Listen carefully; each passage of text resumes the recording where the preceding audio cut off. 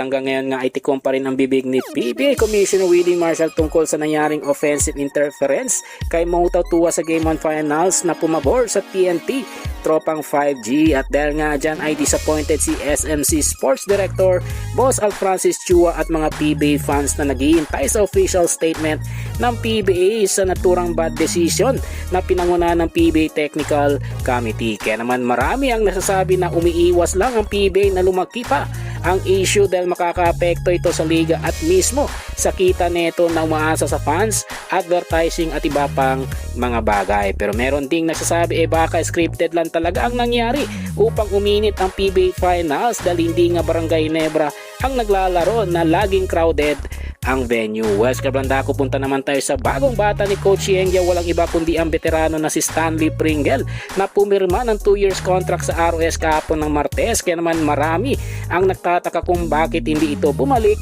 ng Barangay Ginebra o ibang SMC team. Well, ayon naman sa mga insiders, ang maaring dahilan raw kung bakit ROS ang pinili ni Pringle sa halip na Barangay Ginebra ay meron raw itong sama ng loob sa Ginebra management at syempre baka raw gusto ni Pringle na magkaroon siya ng stable playing time na pwedeng ibigay sa kanya ng ROS dahil noon nga itong si Coach Yengiao na ginagamit ang lahat ng kanyang mga players.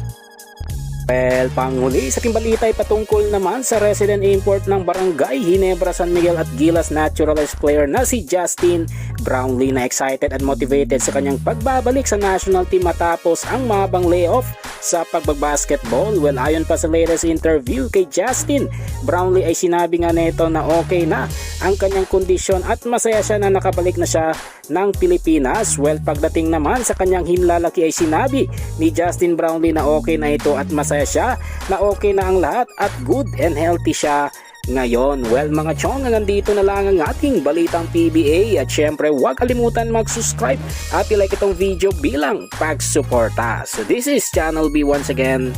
I'm out.